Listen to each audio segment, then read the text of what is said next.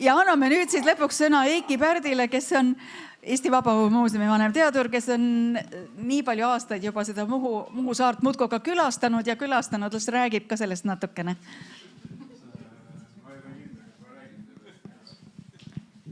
Mis ma pean tegema nüüd? Aga arvesta siis sellega, et kell 17 läheb meil praama. Kell 17 või? Siis on natuke aega ju. Ma olen vanem teadus, on lahku kirjutatud. Ma siia ei pannud seda kirja lihtsalt. Aga rahvamaja, ma ei teadnudki, et see ei ole rahvamaja, et see on hoopis külakeskus. No mul oli õigus, sisuliselt oli mul õigus, eks ju. Seda ma mõtlesingi. Seda enam veel, siis ma ei eksinud üldsegi. Siin ma rääkisin ühe poisiga, kes siin koolis käis, ta on minust natuke noorem, siis oli veel 7-klassiline kool olnud, aga siis ta põgenes ära, läks Orissaarde kohe pärast seda. Tema nimi oli Aadu Äkke, ta on Soonda külast pärit, tema vana-vanaisa või kedagi oli pildistanud aastal 1913. Kes? See oli loomulikult Johannes Pääsuke, vana oli tal Sepp, see vanamees, Aadu. Aadu ise läks ära praegu siit millegi pärast. Aga see esimene pilt, ma pidin rääkima siin Muhu arhitektuurist, millest ma väga palju ei tea. Selles mõttes, et muhulased teavad palju rohkem ja seal tagareas istub näiteks mees, kelle nimi on, see on nagu Meelis Mereäär peaaegu, aga tema on Rein Saksakulm. Need on nagu varjunimed, ei ole võimalik, et sellised nimed inimestel on. Näitleja nimed või kunstniku nimed, väga ilusad, mulle meeldivad need. Vot ja muidugi ma olen siin Muhus käinud, vanasti ma sõitsin läbi Muhust alati, see oli tõesti koht, kus sõideti läbi Saaremaale, kuna mu naine ja lapsed on saarlased, siis Muhus ei olnud kunagi aega peatuda, sest et siis sõideti liinibussiga veel, mitte isiklike autodega, sest ma olen nii vana mees, siis veel ei olnud autosid. Aga jah, kui nüüd rääkida Muhu arhitektuurist, siis see on muidugi asi, mis on omaette nähtus kahtlemata. Seda pole vaja kellelegi siin seletada ega põhjendada. Aga tõepoolest, siin on midagi sellist, mida kusagil mujal ei ole, nii nagu on see peaaegu kõigi teiste paikadega, kus on ka kõik teisiti kui kuskil mujal jälle. Aga Muhus on seda kõike rohkem kui kusagil mujal.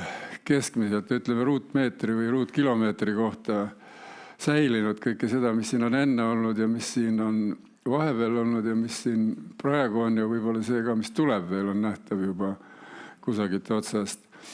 Aga esimene pilt oli siis see oli vist see oli bussi, see on lihtsalt Muhu sissesõidul, eks ole, või väljasõidul, ükskõik kuidas võtta, mis on nendes traditsioonilistes Muhu värvides väga kenasti kujundatud selline tere tulemast Muhusse. Aga Muhu kirik muidugi on üks ilmselt, millest on paljud asjad alguse saanud ja mis on mõjutanud siis seda hilisemat Muhu arhitektuuri nii või teisiti, kas seda on tahetud või seda ei ole tahetud. Aga see Katariina kirik on siis üks selliseid, mis on tõesti siin kõik etapid. Selle ma võtsin muidugi Wikipeediast, ma kõik ise seda ei tea, et kui palju seda Muhu kirikut on, kui palju teda on hävitatud või hävinud ja kui palju teda on uuesti ehitatud ja viimase projekti esimese tegid Ojamaa meistrid ja viimase tegid Tõnu Parmaks, on siis aastal 1993 selle taastamisprojekti. See on tõesti väga tähelepanuväärne hoone ju ja sellest pole, mul siin selles seoses pikalt rääkida ei ole vast mõtetki, aga igal juhul on see hoone, mida nägemata Muhust ära minna ei tohi. Aga nüüd lähemale siis sellele tänasele teemale ehk siis taluarhitektuurile. Siin on tõesti see, et Muhus oli metsa vähe, sest rahvast oli palju, maad oli vähe ja mets kulus mujale kui ehitistele. Ja sellepärast on siin võib-olla keskeltläbi ka palju rohkem sellist kiviarhitektuuri taluehitistes kui keskeltläbi Eestis võib-olla mujal. Siin on üks tore tähelepanuväärne Igaküla keldri esifassaad Iivardi külast või tähendab Iivardi talust, mille kohta veel, see on nagu ilmselt pärimus, et selle, mida te siin näete praegu, oli teinud mingi 18-aastane perepoeg oma kätega 1882, nii et see on väga tähelepanuväärne näide sellest, et osa näppe oli siin ilmselt ikkagi väga pikast ajast, võib-olla sellest ajast peale, kui kirikut ehitati, säilis traditsioon kivi töödelda ja kuna siin on palju seda pehmet lubjakivi, paekivi, dolomiiti, siis seda ju siin on väga palju säilinud sellest materjalist kivi ja siin on muide kirjutatud üles veel sinna risti kohale Jummal 2 M-iga vanas kirjaviisis, ütleme niimoodi, mida tuleb hääldada ikkagi Jumal. Aga jah, mis on, ütleme, selle uuema või jah, meieni jõudnud tänapäevase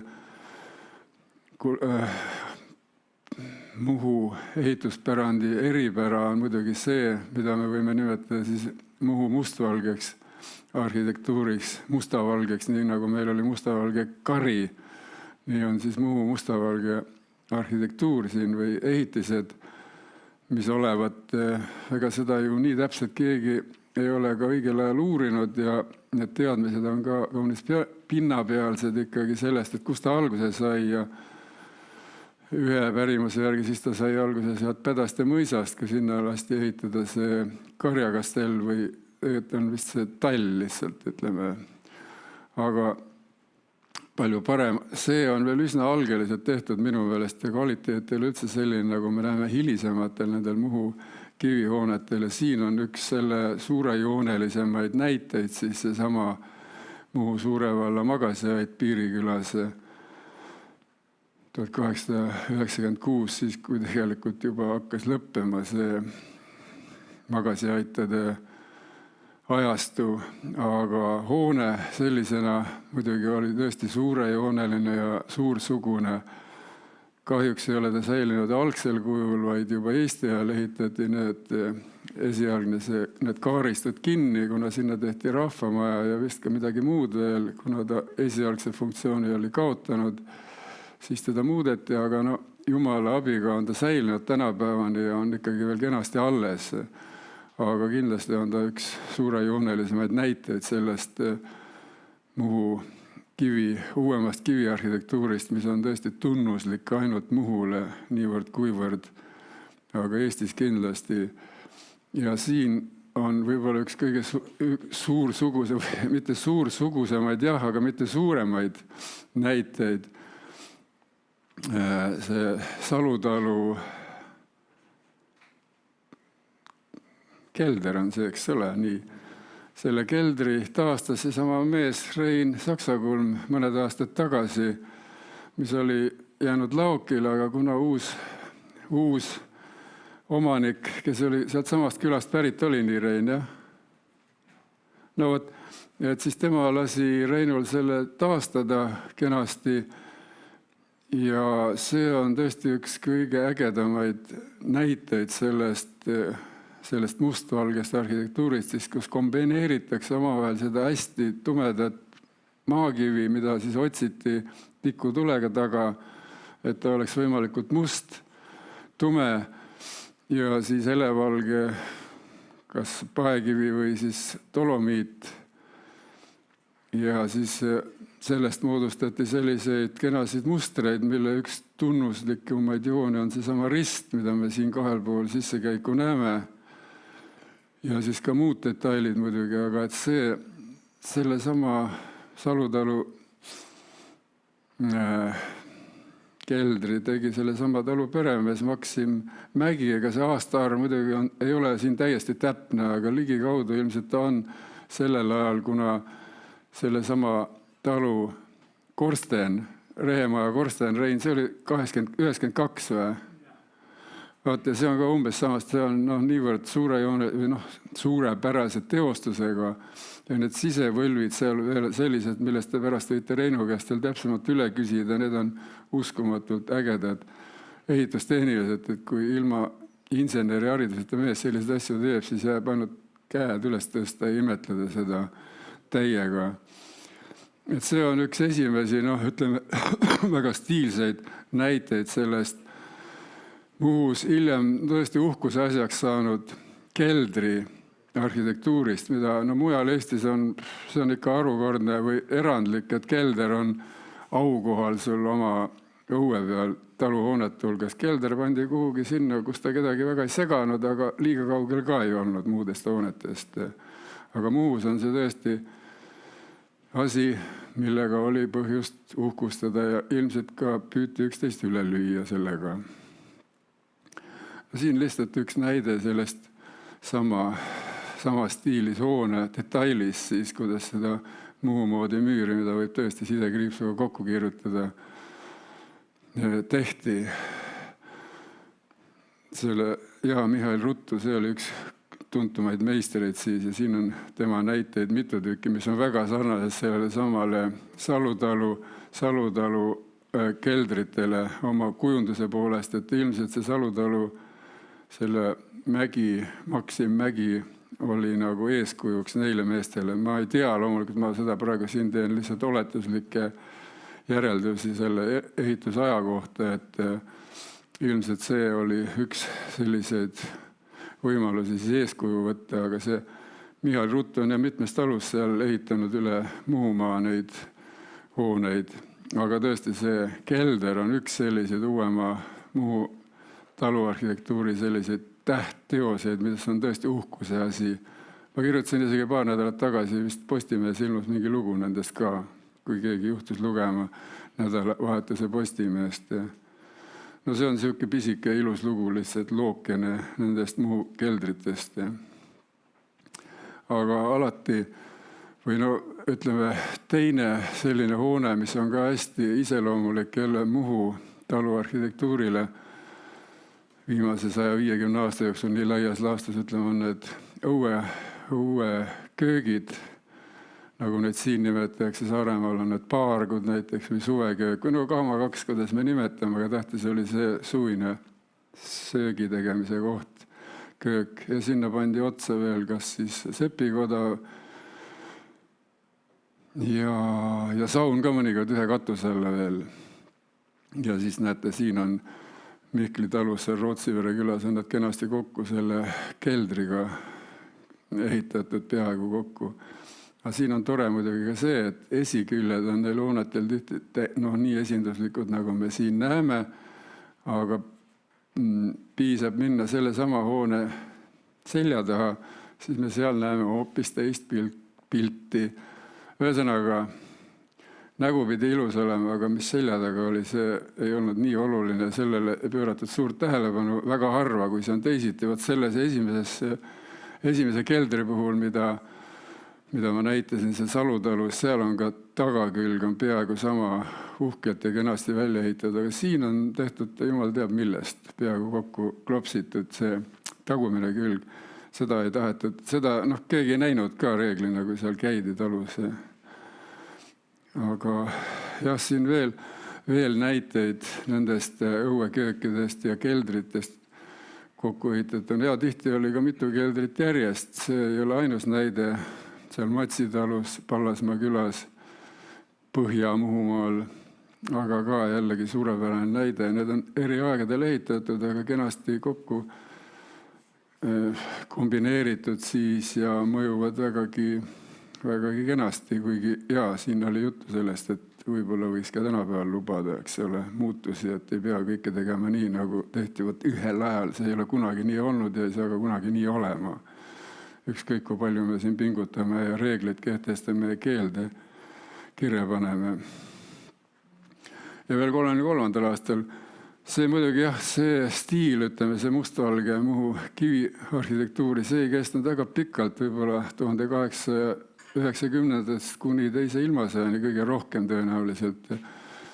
Aga siin on Runni Mihkli laud siis aastast 33 seal Rootsiveres jällegi samas külas, kus see Mihkli talu näite oli mul toodud ja kust on ka meie muuseumisse toodud üks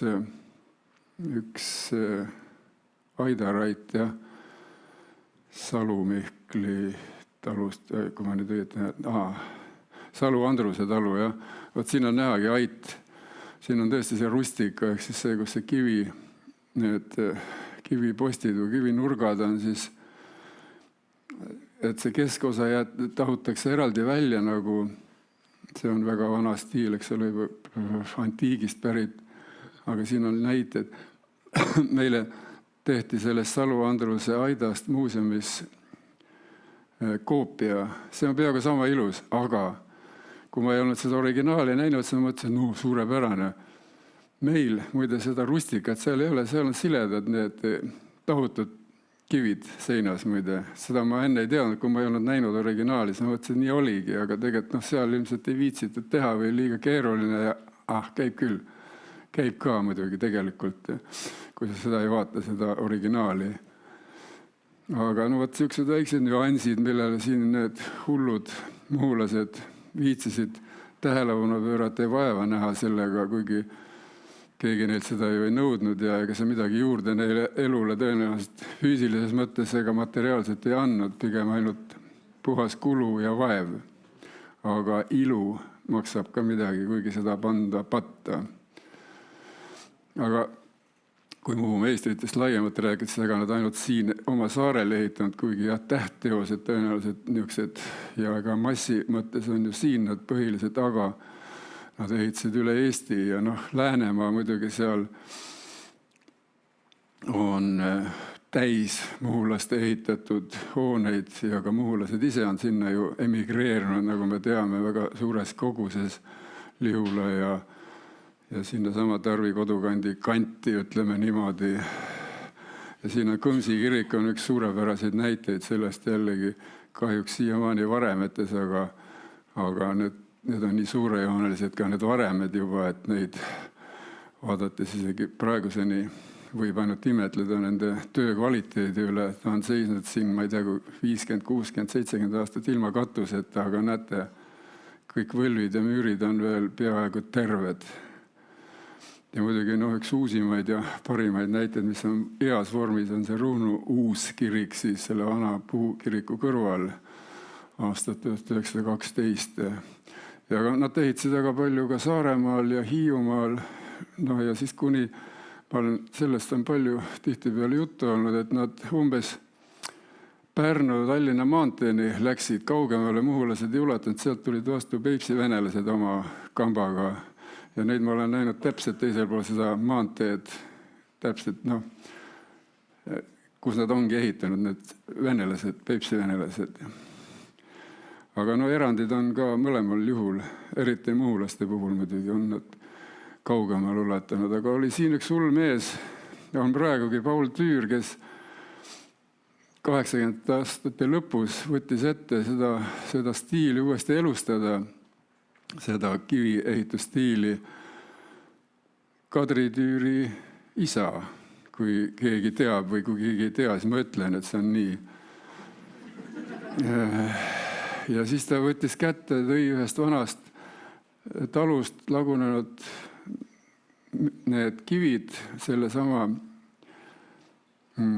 keldrikivid ja ehitas üles sinna oma tallu, Tammsekülla, Sarapuu tallu, sellise uhke keldri, nagu me siin näeme, 1987 ja vähe sellest. Ta ehitas ka sinna oma sepikoja talusse. Aga see on puhtalt juba uus looming, et seal ta ei võtnud ühte vana hoonet ja teinud ümber, vaid tegigi selle otsast lõpuni. Aga lihtsalt see on hea näide ja üks parimaid näiteid sellest, kuidas seda vana stiili elustada ja ta püüdis olla võimalikult, ütleme, traditsiooni aus siis ja kindel selles, et ta suuri muudatusi milleski ei teinud. Aga selle mustvalge arhitektuuri kõrval on väga palju väga suurepäraseid näiteid ka lihtsalt sellest paearhitektuurist või dolomiidist hooneid. See sõltus ilmselt ka palju sellest, kuidas see kivid oli kuskil kättesaadavad, mida oli rohkem, sellest tehti ilmselt.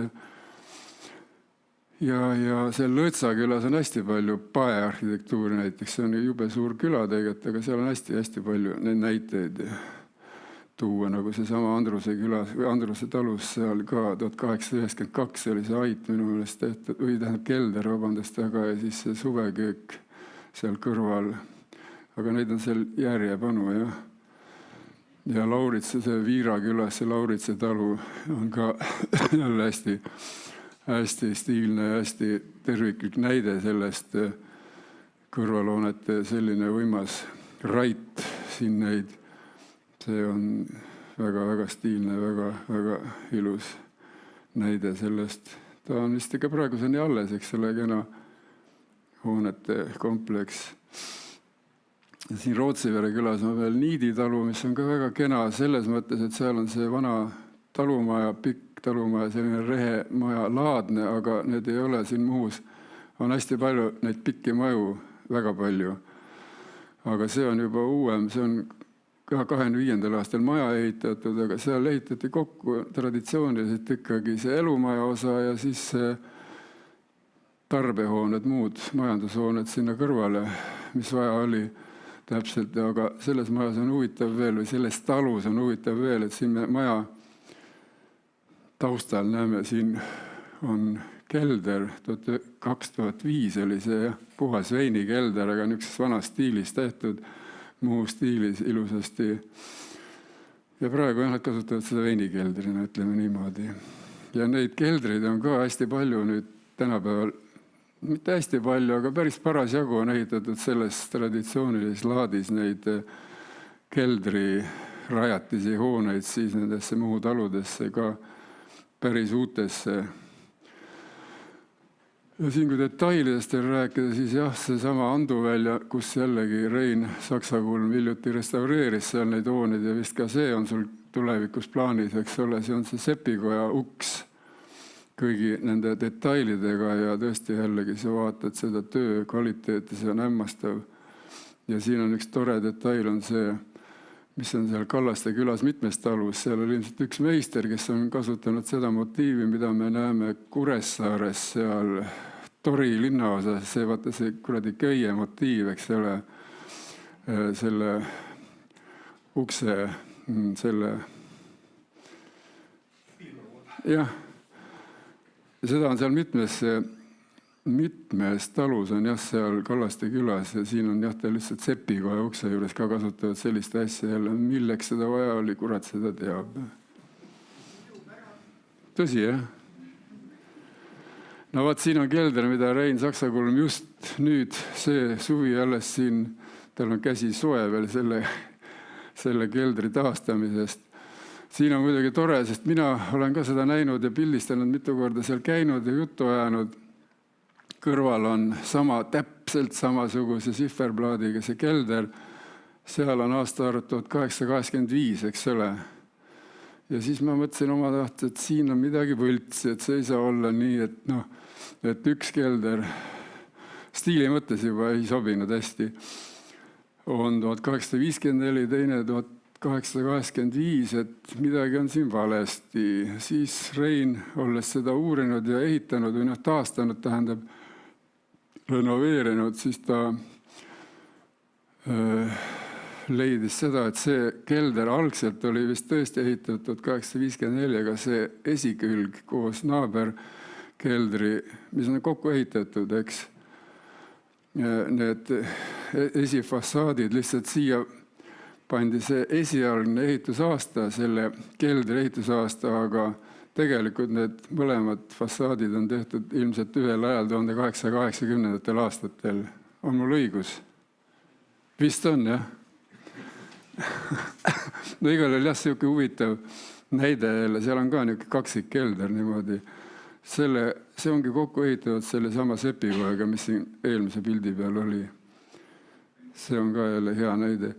Aga nüüd kui veel talumajadest endist rääkida, siis siin on jah hästi palju need pikki maju, pikk maja, võiks öelda ka ühe sõnaga, kus siis on see elumaja kõige sinna juurde kuuluvaga, pluss siis see kõrvalhoone, kus võis erinevaid asju olla. See Mihkli on üks hea näide seal Nautse külas, mis vahepeal kuulus vallale, siis ta müüdi vald müüs ära ja vist ostis tagasi ja praegu ma ei tea, kas ta kuulub vallale või eraomanikule. Kuidas? ahah, no vot, ja kunagi ta oli mingisuguse Tallinna uurimisasutuse, kas oli mitte Keemia Instituut, Geoloogia Instituudi suvekodu. No ja seda hullem veel. Igal juhul nad tegid selle korda tol ajal kenasti, taastasid nii palju kui võimalik, aga seal on ka hämmastavaid sisearhitektuuri mõttes hästi lihtne, aga väga, väga huvitav hoone jällegi. Ja seal oli vist Kuivati, oli sama katuse all ehitatud, oli. Kas sa oled, Rein, ka seal käinud teinud?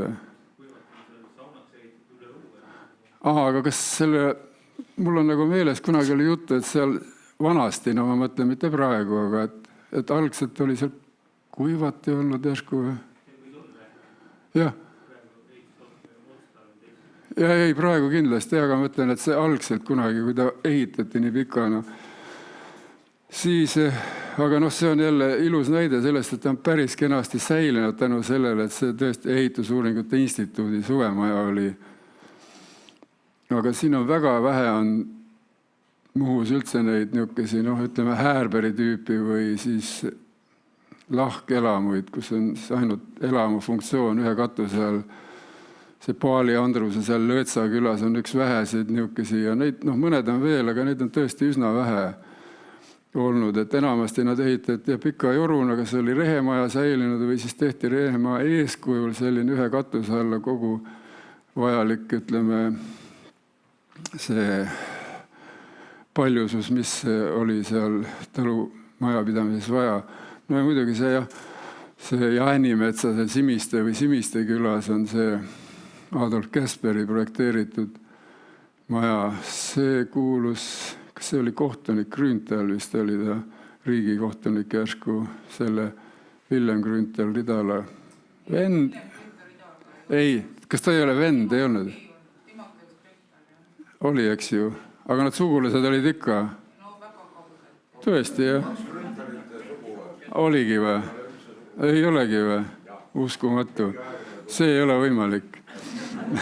No aga igal juhul see on hästi, see on üks uuemaid näiteid või niisuguse stiilsamaid uuemaaegseid talu elamuid siis siin Muhus, kus ütleme, on väga järjepidevalt säilinud see vana arhitektuur, aga see on üks arvu juhtumeid, kus siin on arhitekt lasknud, aga see oli ilmselt ka tänu sellele omanikule, kes oli ikkagi kõrgelt haritud ja heal järjel inimene ja lasi endale sellise maja ehitada sinna. Aga ehitusmeister on Mihhail Kolga, kohalik mees olnud.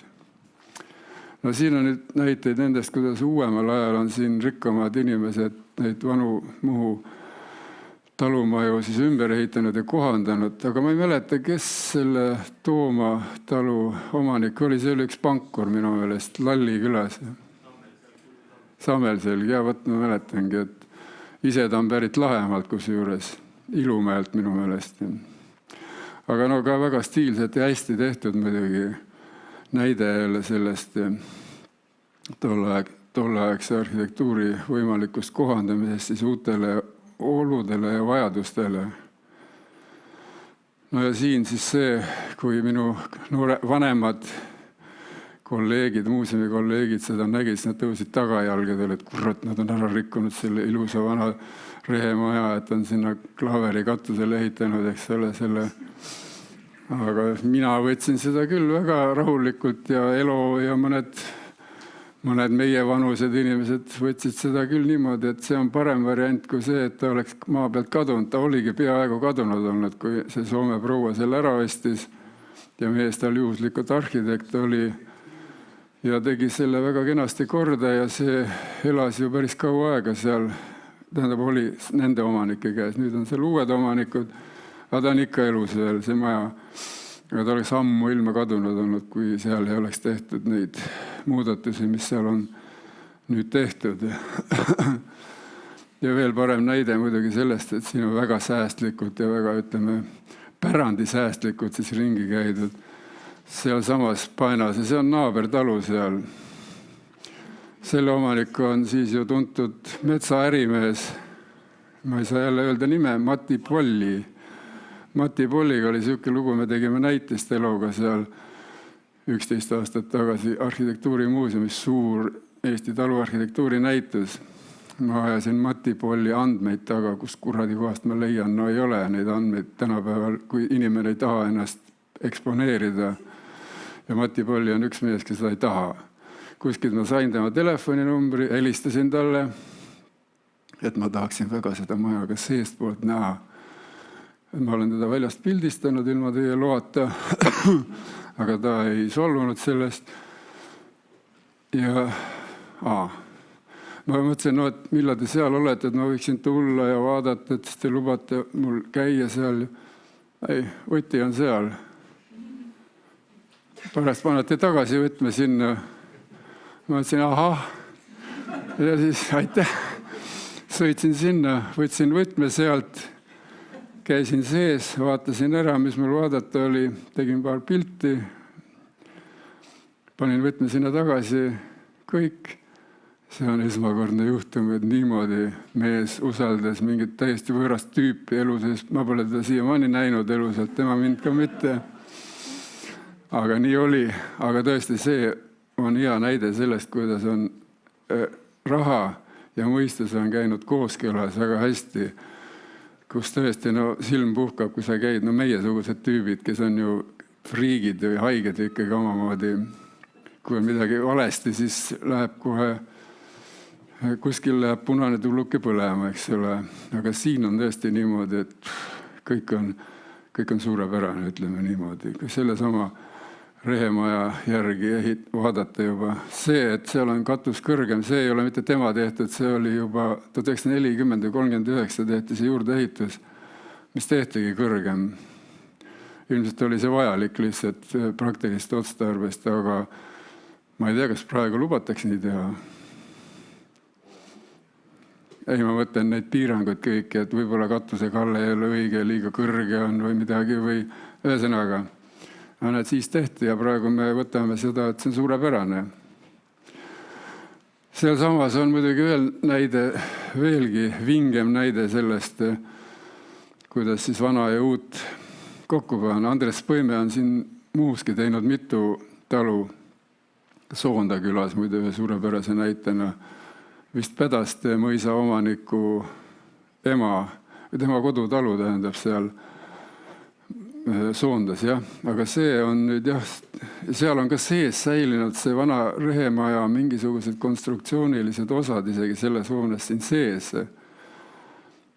Ja välisilmet ta ikkagi sulandub päris hästi. Jälle Paenase küla. Paenase küla on tõesti suurepärane näide, kus on palju raha olnud uutel omanikel ja nad ei ole seda mitte maha visanud või ära rikkunud seda küla arhitektuuri, vaid on ainult parendanud, ütleme raudselt kohe välja. No ja siis see vanatoa muidugi siin on ka ju nii pika ajalooga, nii sama pikk kui see maja on, et see pidi olema vist kõige pikem maja siin Muhus. Et ta pidi olema 0,5 meetrit pikem kui kellelgi teisel kuskil naaberkülas, aga ta pidi igal juhul tegema selle pikemaks. Ta on mingi 50 meetrit pikk tõesti, seal ikkagi ühe sööma vahega seda ära ei käi ühest otsast teise.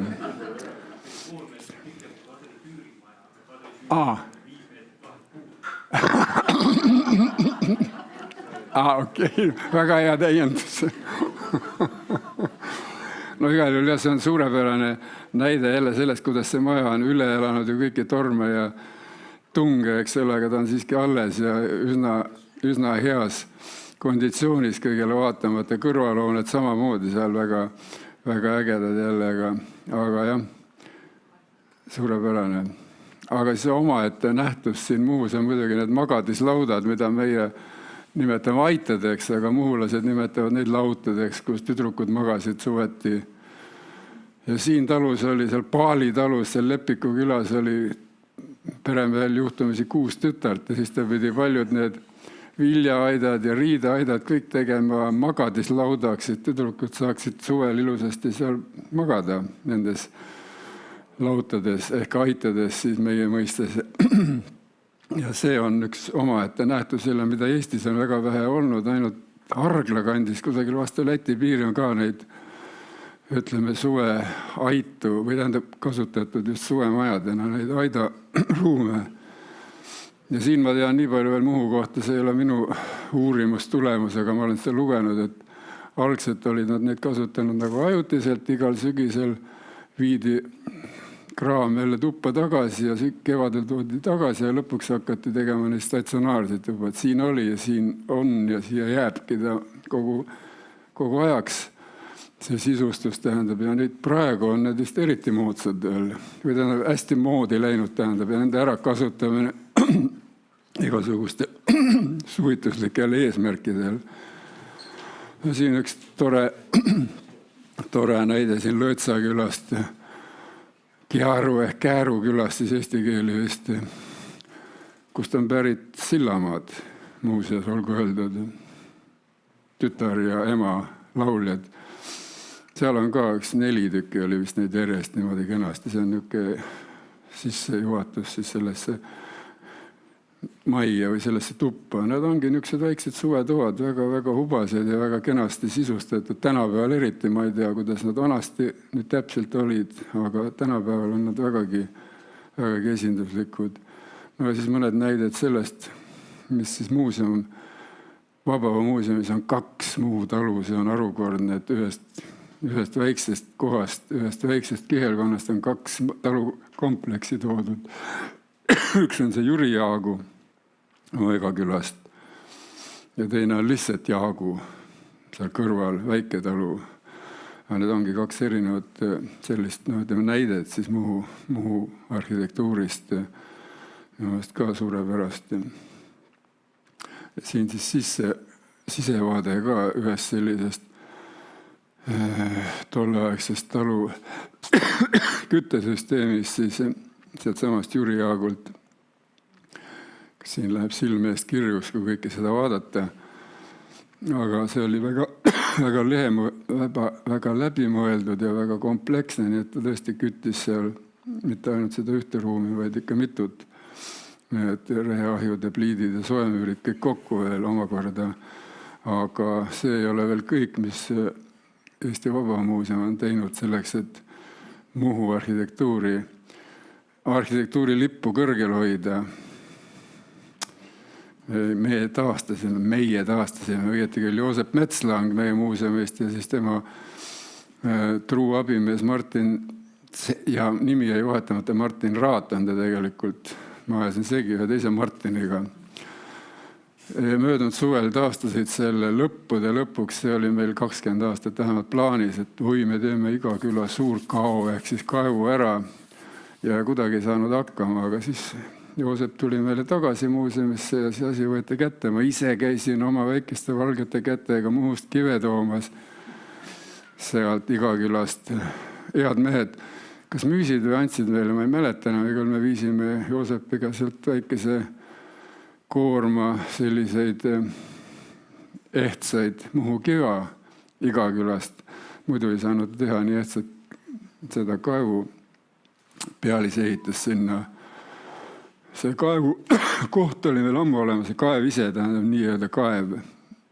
Aga see kõik sündis siis möödunud kevad-suvel, kui ta avati pidulikult. Nüüd on ka Igakülas see kaev taastatud. Mitte küll sellisena, meie oma on ikka väga täpne koopia sellest, see on põhiliselt Johannes Pääsukese joonise või foto põhjal tehtud kõik ja mõõdistused ja proportsioonid. Aga see on meie vanus, praeguseni viimane ja väga aus rekonstruktsioon siis sellest Eesti kõige uhkemast, tõenäoliselt kõige uhkemast külakaevust. Ja siin on veel lõpetuseks ja ärasõiduks siis piiribussi putkad, mis on ka väga stiilsed ja jällegi, et Eesti, ma ütlesin, kõige stiilsemad. Sellega tänan. Üks 2 kiiret küsimust ja siis teeme selle küsimuste vooru. Jaa, muidugi rong läheb ära meil ju. Või lennuk või millega me läheme. Kas keegi luulis on? Me kuuleme. Ei, aga ülevõtte jaoks. Okei. On ju ruumid, tulnud ka läbi? Ei, pole.